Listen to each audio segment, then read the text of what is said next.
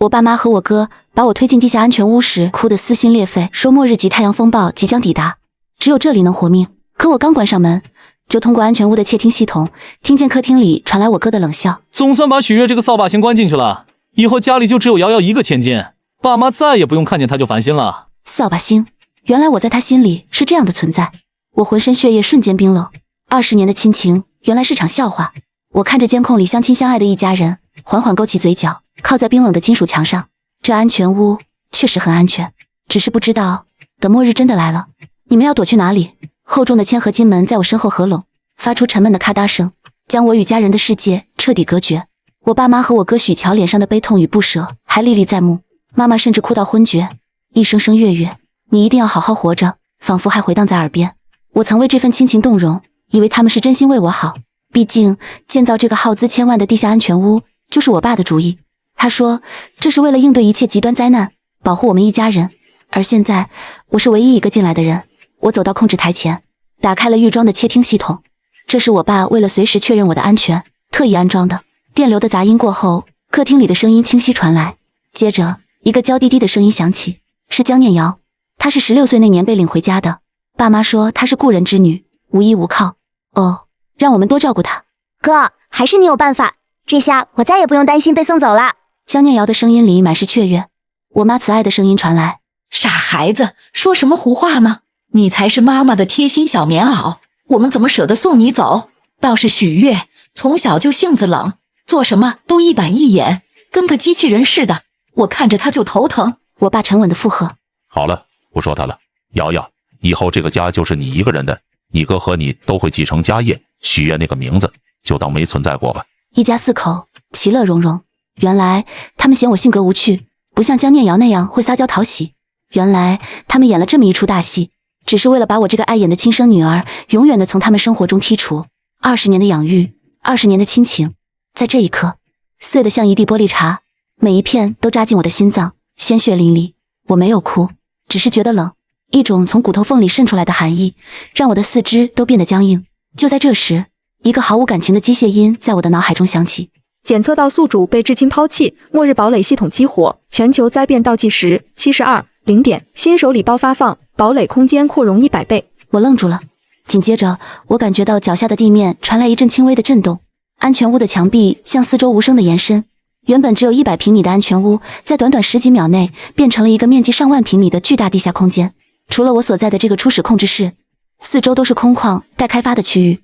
我面前的控制台屏幕也亮了起来，上面显示着一个复杂的界面：堡垒系统 1.0， 能源太阳能储备 100%， 备用核能电池 100%， 空气循环系统正常，水净化系统正常，物资储备可供1人消耗30天，可升级项目种植区、养殖区、工房、医疗室。我看着那个鲜红的72小时倒计时，又抬头看了看监控画面。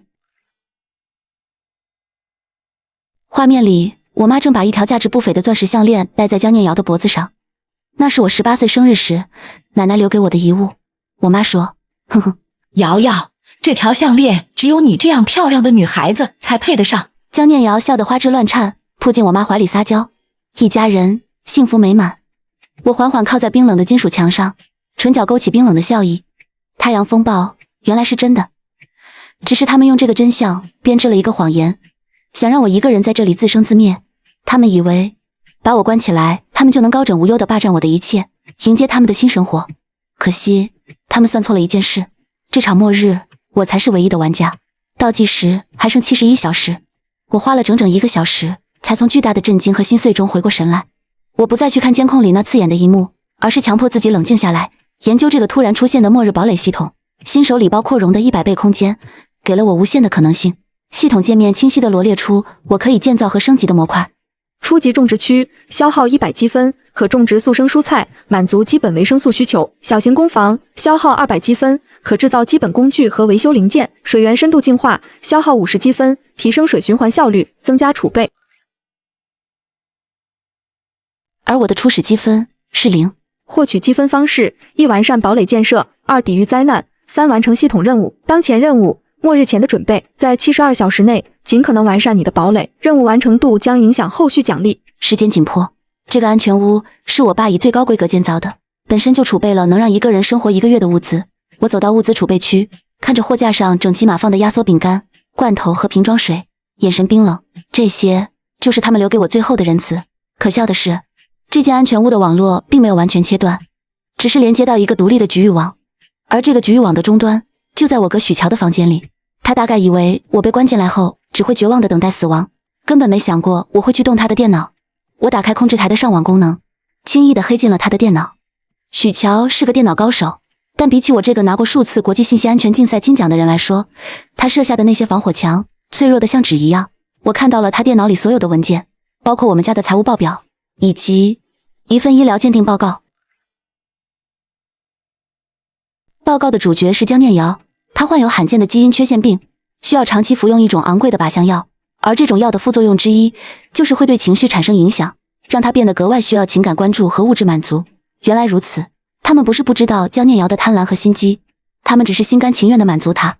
为了一个外人，他们选择牺牲自己的亲生女儿。我关掉文件，面无表情地打开了各大购物网站。既然他们不仁，就别怪我不义。我用许乔的账号登录了他所有的银行卡、股票账户和加密货币钱包，看着那一长串惊人的数字，我没有丝毫波澜。这些钱本就有一半是属于我的，现在我只是拿回我应得的。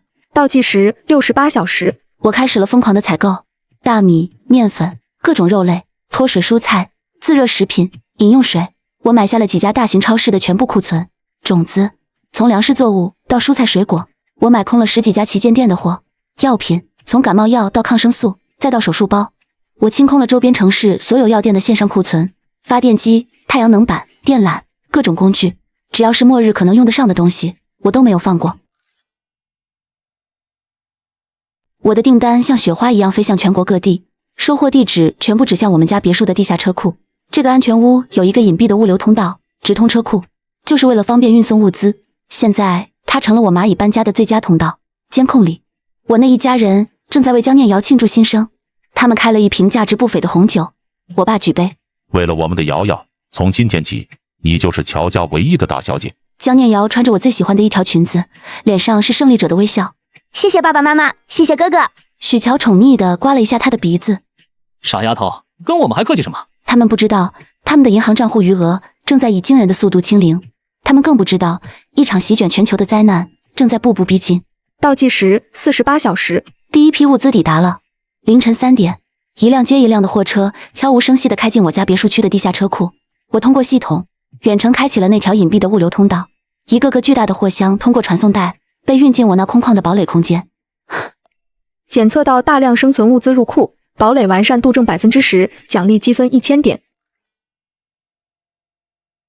我毫不犹豫地将积分投入到建设中，升级初级种植区，消耗100积分，初级种植区建设完毕。一片大约200平米的土地出现在我面前，头顶是模拟太阳光的照明灯，旁边还有自动灌溉系统。我将买来的各种速生蔬菜种子播撒下去，系统提示24小时后就能收获第一批。升级小型工房，消耗200积分，小型工房建设完毕。一台 3D 打印机、数控机床和各种维修工具出现在另一个隔间里。升级水源深度净化，升级空气循环系统，增加氧气储备模块，升级电力系统，并联备用核能电池。积分流水般的花了出去。我的堡垒也以肉眼可见的速度变得越来越完善。我甚至还奢侈地花500积分兑换了一个小型的生态循环系统，在堡垒里造了一个带小溪和草坪的室内花园。清新的空气和潺潺的水声让我连日来冰冷压抑的心情稍微舒缓了一些。而此时，我的家人们终于发现了一丝不对劲。最早发现的是我哥许乔，监控里他坐在电脑前，脸色铁青地看着自己的股票账户。怎么回事？我昨天才买入的几只股票怎么全被清仓了？还有我的加密货币。他发出一声怒吼，该死，我的钱包被盗了。他疯狂地敲击着键盘，试图追踪资金的去向，但所有的线索都在进入一个加密黑洞后消失得无影无踪。那是我亲手为他编写的程序，他不可能破解。紧接着，我爸也接到了银行的电话，他公司账户上的流动资金一夜之间不翼而飞。我妈想去奢侈品店给江念瑶买个新包，却发现所有的信用卡都被冻结了。一家人的脸色从庆祝的红润变成了恐慌的惨白。报警！立刻报警！我爸气得浑身发抖。江念瑶吓得躲在我妈怀里，小声啜泣。怎么会这样？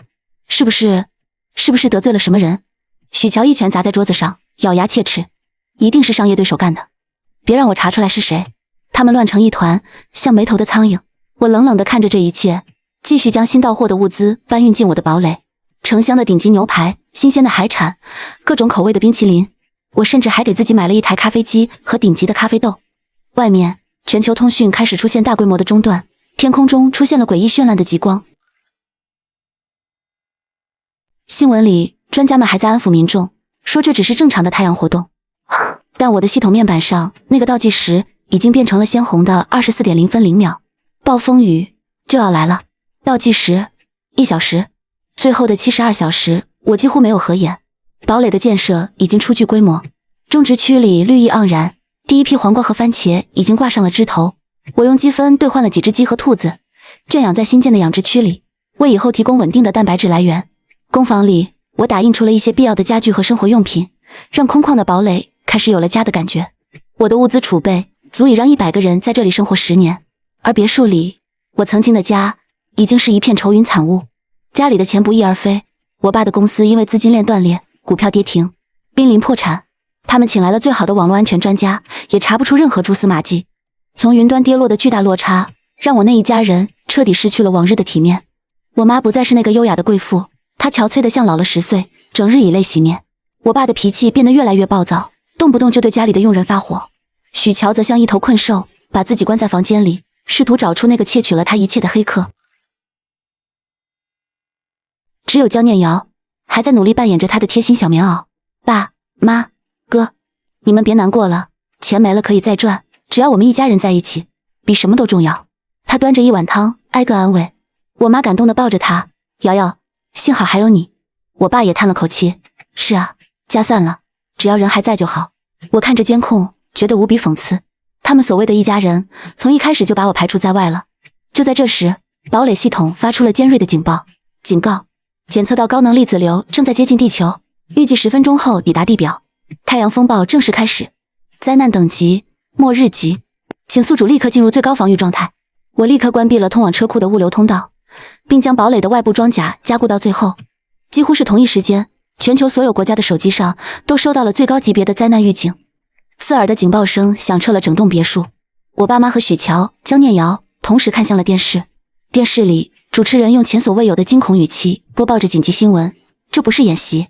重复，这不是演习。一场史无前例的太阳风暴即将袭击地球，所有电子设备将会失灵，地表温度将在短时间内急剧升高。请所有市民立刻寻找坚固的地下掩体躲避。那一瞬间，客厅里死一般的寂静。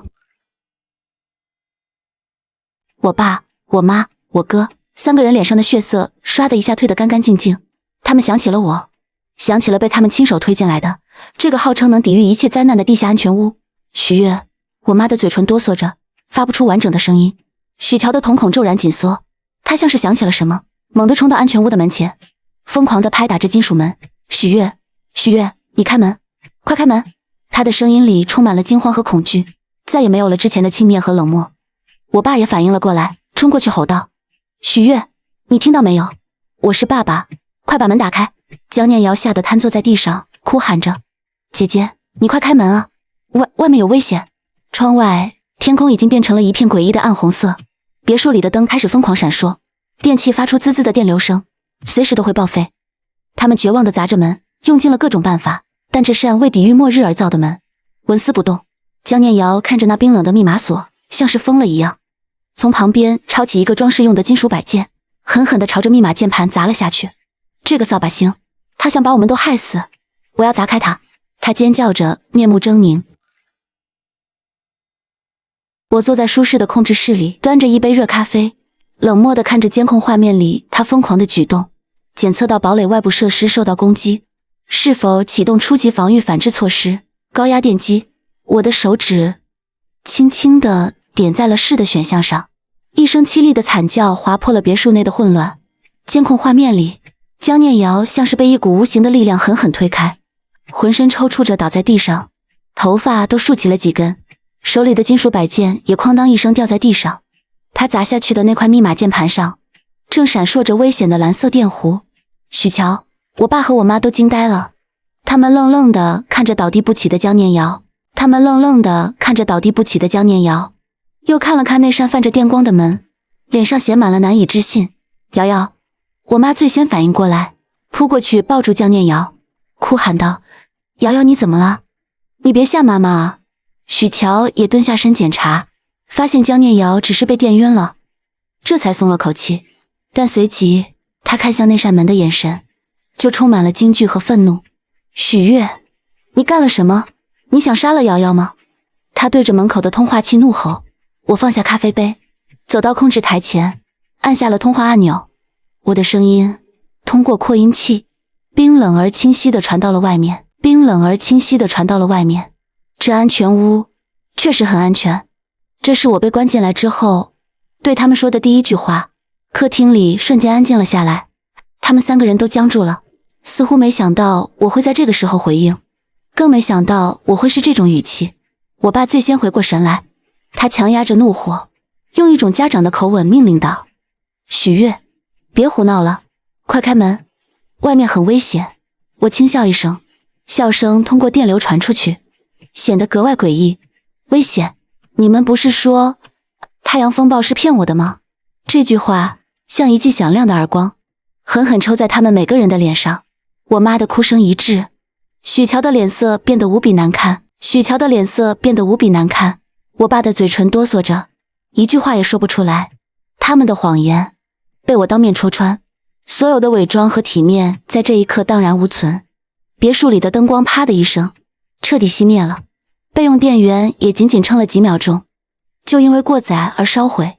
黑暗和死寂笼罩了他们，只有我安全屋的门缝里透出一点点明亮的光，像是在嘲讽他们的狼狈。许月，我妈的声音带着哭腔，充满了哀求。月月，妈妈错了，妈妈知道错了，你快开门让妈妈进去好不好？外面好黑，是啊，月月。我爸也放下了架子，声音沙哑。之前是爸爸不对，爸爸跟你道歉，我们是一家人，你不能见死不救啊。许乔更是直接，许月，只要你开门，以前的事我们既往不咎，家里的财产我分你一半。我听着他们拙劣的表演，心中毫无波澜。一家人既往不咎，财产分我一半，真是可笑。我靠在椅背上，慢悠悠地调出了堡垒的外部监控。天空已经彻底变成了暗红色，像燃烧的烙铁。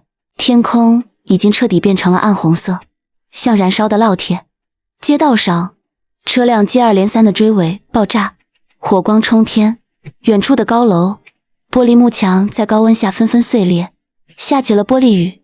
末日是真的降临了，现在知道我们是一家人了。我淡淡的开口，把我关进来的时候，你们可不是这么说的。把奶奶留给我的项链给江念瑶的时候，你们也不是这么想的。算计着怎么把我这个扫把星从家里赶出去，好让他一个人霸占所有家产的时候，你们更没有想起我们是一家人。我的每一句话都像一把刀，精准地捅在他们最心虚的地方。他们沉默了，无法反驳，因为我说的全都是事实。沉默过后，是更疯狂的爆发。许月，你这个不孝女，我花了上千万给你建这个安全屋，是让你这么对你父母的吗？我爸的怒吼声因为愤怒而变了调。你再不开门，信不信我砸了这扇门？许乔也开始口不择言的威胁。砸门？我看着控制面板上显示的外部装甲厚度50厘米特种合金，别说他用手砸，就是开一辆坦克来，也未必能撞开。我懒得再跟他们废话，直接切换了监控视角。我将堡垒内部的画面投射到了门外的显示屏上，画面里是我宽敞明亮的客厅，柔软舒适的沙发，桌上还摆着新鲜的水果和冒着热气的咖啡。我还特意给了种植区一个特写，那绿油油的蔬菜和饱满的果实，在末日景象的衬托下显得格外诱人。然后我走到储备区，打开了一罐冰镇可乐，气泡翻涌的声音通过扩音器清晰地传到外面。我喝了一口，发出一声满足的喟叹。这一系列的举动对于身处黑暗、恐惧和燥热中的他们来说是极致的酷刑。对于身处黑暗、恐惧和燥热中的他们来说，是极致的酷刑。不可能。许乔喃喃自语，他看着屏幕里的景象，眼神涣散。里面怎么会变成这样？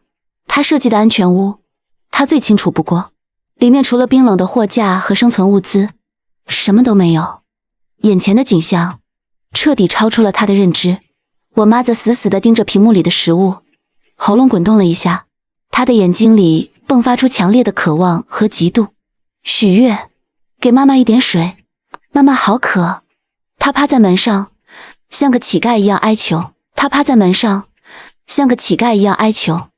外面的温度正在急剧升高，别墅里已经像个蒸笼，他们穿着的昂贵衣物此刻都成了累赘，汗水浸透了他们的衣服，紧紧贴在身上。我爸的脸色也由白转红，呼吸变得粗重起来。他是一个养尊处优惯了的人，哪里受过这种罪？他看着屏幕里悠闲的我，眼中的理智逐渐被嫉妒和愤怒吞噬。许悦，我最后警告你一次，开门！他嘶吼着，否则等我出去了，我一定不会放过你。我挑了挑眉，觉得有些好笑。还想着出去。他难道以为这场灾难几个小时就会过去吗？系统面板上，太阳风暴的状态调才刚刚开始，预计将持续至少1个月。1个月后，地表的一切文明都将被摧毁，而这仅仅只是个开始。许乔似乎也意识到了什么，他突然想起了安全屋的通风系统。爸妈，别求他了。他像是抓住了最后一根救命稻草。我知道通风口在哪里，我们从那里进去。说着，他便跌跌撞撞地朝着别墅后院跑去。我爸妈也像是看到了希望，立刻跟了上去。我看着他们奔跑的背影，摇了摇头。通风口，我早就用积分把它升级成了带有3重过滤和防御机制的堡垒级进气口。你们以为的生路，不过是我为你们准备的另一个绝望的陷阱。通风口位于别墅后院的假山后面，十分隐蔽。许乔费了9牛2虎之力才搬开假山，露出了那个直径约半米的金属管道口。他看着那个洞口，脸上露出了劫后余生的狂喜。找到了，我们有救了。他回头对我爸妈喊道。我爸妈也喜极而泣，仿佛已经看到了进入安全屋的希望。许乔迫不及待地想要爬进去，但他很快就发现通风口的格栅是用特殊螺丝固定的，凭他的力气根本打不开。工具，快去找工具！他焦急地大喊。我爸和我妈立刻冲回别墅里翻箱倒柜。很快，他们拿着撬棍和锤子跑了回来。哐哐哐，金属撞击的声音在寂静的后院里显得格外刺耳。我坐在控制室里，好整以暇地看着他们徒劳的努力。那块格栅是我用工坊里制造出的高强度合金重新加固过的。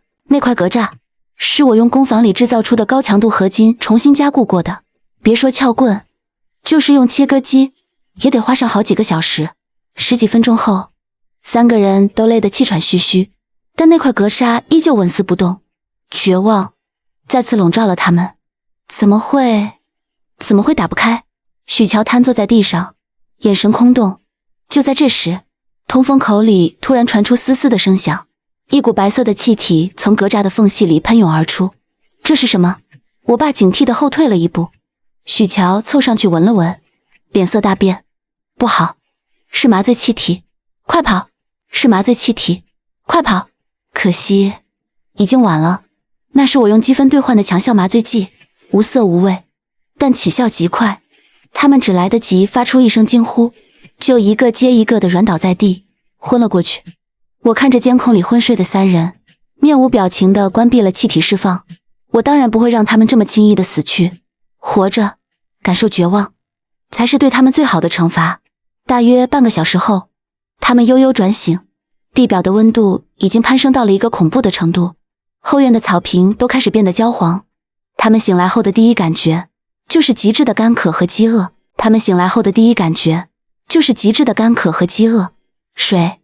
水。江念瑶最先醒来，她嘴唇干裂，声音嘶哑。我妈也挣扎着爬起来，茫然地看着四周。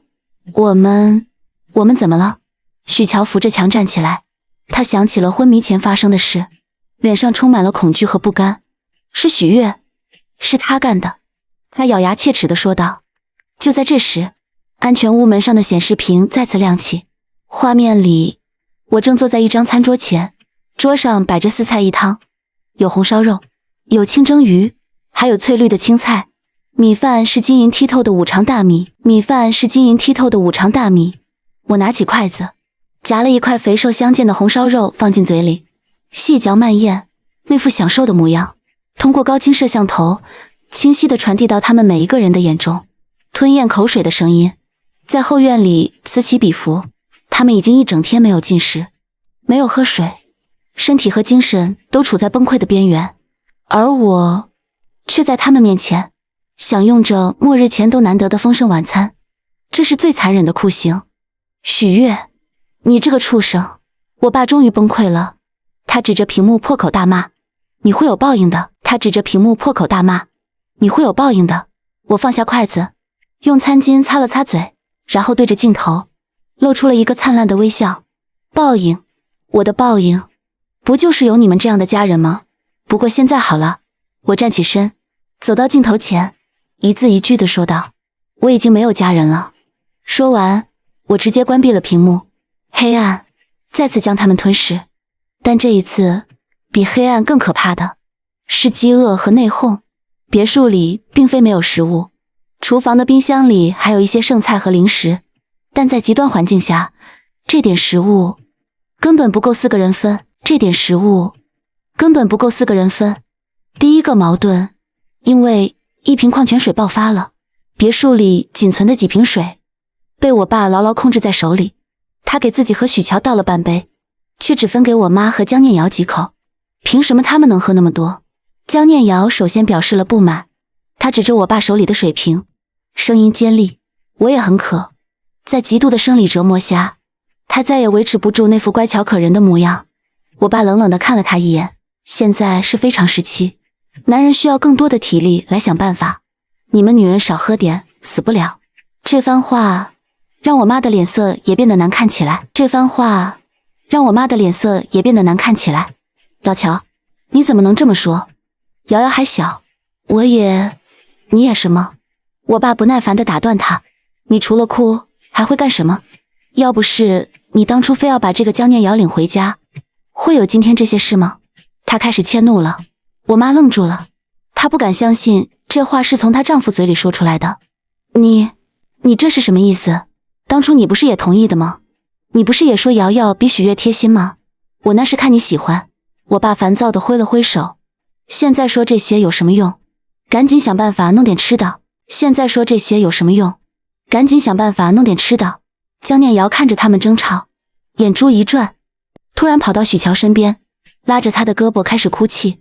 哥，我好害怕，爸爸妈妈是不是不要我了？许乔看着他梨花带雨的模样，到底还是心软了。他把自己杯子里剩下的水递给了他，别哭了，喝吧。江念瑶立刻接过水杯，一饮而尽，还挑衅似的看了我妈一眼。这个小小的举动彻底点燃了我妈心中的怒火，她冲过去，一把抢过江念瑶手里的空杯子，狠狠摔在地上。你这个小贱人，我好吃好喝的供着你，你就是这么对我的，当着我的面勾引我儿子。往日里对江念瑶百般疼爱的母亲，此刻像个泼妇一样，面目狰狞。江念瑶也撕下了伪装，尖声反驳：我勾引你儿子，你哪只眼睛看到了？是你自己没本事留住老公，现在来怪我？我妈气得扬手就要打他。一场因为一瓶水引发的闹剧，就这么在我眼前上演。我爸在一旁冷眼旁观，许乔则夹在中间，左右为难。曾经相亲相爱的一家人，在末日降临的第一天，就开始了内讧。我看着监控里这丑陋的一幕，内心平静如水。我突然想起，江念瑶的房间里好像还藏着不少她平时最爱吃的进口零食。于是我按下了通话按钮，江念瑶的床头柜下面，第3个抽屉里有很多吃的。我淡淡的一句话，像是在平静的油锅里滴入了一滴水。客厅里的争吵瞬间停止，所有人的目光都齐刷刷地转向了江念瑶。江念瑶的脸色唰的一下白了。不，没有，你们别听他胡说。他惊慌地摆手，但已经没人相信他了。许乔第一个冲进了他的房间，几秒钟后，他提着一个装满了薯片、巧克力和牛肉干的袋子走了出来，脸色阴沉的可怕。他竟然也被江念瑶骗了。我爸和我妈看着那些食物，眼睛都绿了。好啊，你个江念瑶！我妈尖叫着扑了上去。我们饿着肚子，你竟然还敢藏私！你这个白眼狼！我爸也怒不可遏。3个人为了那一袋零食扭打在了一起。曾经被他们捧在手心里的公主，此刻被他们像对待仇人一样拳打脚踢。江念瑶的哭喊声、求饶声和我爸妈的咒骂声混杂在一起，奏响了末日的第一首悲歌。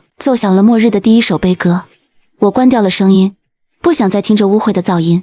我走到生态花园，躺在草坪上，看着头顶模拟出的蓝天白云。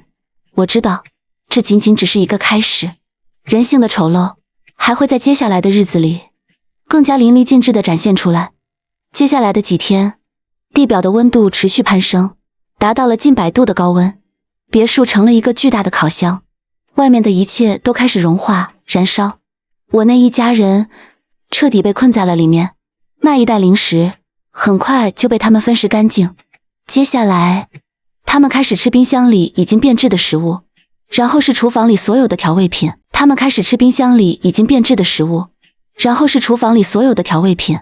甚至开始啃食皮质的沙发。饥饿把他们变成了真正的野兽，他们不再有任何体面可言。为了抢夺一口食物，可以对彼此大打出手。江念瑶是最先被抛弃的，她没有力气，又没有利用价值，成了3个人共同的出气筒。她被我爸打断了一条腿，只能像狗一样爬在地上，祈求一点点食物残渣。她曾经引以为傲的美丽脸蛋，也因为营养不良和终日的惊恐，变得蜡黄憔悴，再也不复往日的光彩。我妈也疯了，她开始出现幻觉，抱着一个枕头，不停地叫着我的瑶瑶，时而哭时而笑。我爸和许乔则像2头绝望的困兽，每天除了寻找食物，就是用各种办法试图破坏安全屋的门，但每一次都以失败告终。我每天都会在固定的时间把堡垒里的生活画面投射到门外的屏幕上，有时候是我在跑步机上运动，有时候是我在看一场老电影，有时候我只是单纯的给他们直播我吃下午茶，新鲜出炉的蛋糕，香气四溢的红茶，每一次都能引起他们新一轮的疯狂。我就是要用这种方式，一点一点的碾碎他们的精神和意志。叮，检测到目标人物精神崩溃，求恨值收集完毕，奖励积分5000点。系统升级任务开启，请选择堡垒进化方向。 A. 移动堡垒， B. 战争堡垒。我看着这2个选项，毫不犹豫地选择了 A。 末日之下，固守一地并非长久之计。选择成功，堡垒升级中，预计耗时24小时。脚下的地面再次传来轻微的震动。就在这时，监控画面里一直沉默的许乔突然跪在了安全屋的门前，他对着摄像头一下一下地磕着头，额头很快就磕出了血。许月，妹妹，我错了。他的声音沙哑虚弱，充满了悔恨。都是我的错，是我鬼迷心窍，听信了江念瑶的挑唆，是我嫉妒你比我优秀，嫉妒爸妈更看重你。他一边说，一边流下浑浊的眼泪。求求你，看在我们是亲兄妹的份上，给我一次机会，不，给爸妈一次机会。他们快不行了。他指向身后，他们快不行了。他指向身后，我爸正躺在地上，奄奄一息，而我妈依旧抱着枕头，嘿嘿傻笑。江念瑶，她根本不是什么故人之女。许乔像是下定了决心，说出了一个惊人的秘密。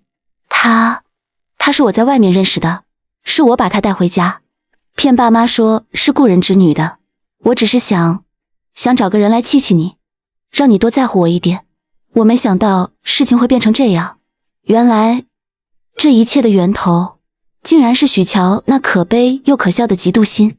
他以为找一个会撒娇卖吃的江念瑶回来，就能夺走爸妈对我的关注。他以为找一个会撒娇卖吃的江念瑶回来，就能夺走爸妈对我的关注，却没想到爸妈真的被江念瑶哄得团团转，而他自己也一步步被江念瑶的贪欲拖进了深渊，最终策划了这场囚禁我的阴谋。多么荒唐，多么可悲！他以为说出真相，我就会心软，就会原谅他。他看着镜头，眼中带着一丝期盼。我静静地看着他，然后调出了另一段录音。那是我被关进安全屋的第一天，他和他朋友的通话录音。宇哥，你真把你妹关起来了，够狠啊！一个扫把星而已，留着也是碍眼；一个扫把星而已，留着也是碍眼。等过几天风头过了，我就跟爸妈说他失踪了，以后乔家的一切都是我的。录音里，许乔的声音充满了得意和冷酷，没有一丝一毫的愧疚。我将这段录音通过扩音器在别墅里循环播放，许乔脸上的血色瞬间褪得一干二净，他所有的忏悔在铁证面前都成了苍白无力的笑话。录音播放完毕，别墅里陷入了死一般的寂静。许乔跪在地上，像一尊石化的雕像。他知道自己最后的一丝希望也破灭了。奄奄一息的父亲听到录音后，挣扎着从地上坐起来。奄奄一息的父亲听到录音后，挣扎着从地上坐起来，用尽全身力气指向许乔，浑浊的眼睛里充满了愤怒和失望。逆子！他喉咙里发出呵呵的声响，一口气没上来，头一歪，彻底没了动静。我妈听到动静，茫然地回过头，看着倒下的丈夫，又看了看跪在地上的儿子，似乎什么都没明白，只是抱着怀里的枕头，哭得更伤心了。而角落里，一直像条死狗一样的江念瑶，听到许乔的坦白后，突然爆发出了一阵尖锐的狂笑，哈哈哈哈！许乔，你这个蠢货，你以为我真的喜欢你吗？他拖着那条断腿，挣扎着爬到许乔面前，脸上是报复的快意。我从一开始就是为了你们乔家的钱，是你自己蠢，被我耍得团团转，还亲手把你的亲妹妹送上绝路。你现在后悔了，晚了，我们都要死在这里，都是你害的，是你害了我们所有人。他用尽最后的力气，像疯狗一样扑上去，撕咬着许乔。许乔没有反抗，他只是呆呆地跪着，任由江念瑶在他身上又抓又咬。他的人生，他的家庭，他所拥有的一切，都在他那愚蠢的嫉妒心和一念之差中化为了泡影。我冷漠地看着这场最后的闹剧，然后关掉了所有的监控。堡垒升级完毕，移动模式已开启，新手期结束，全球坐标已解锁。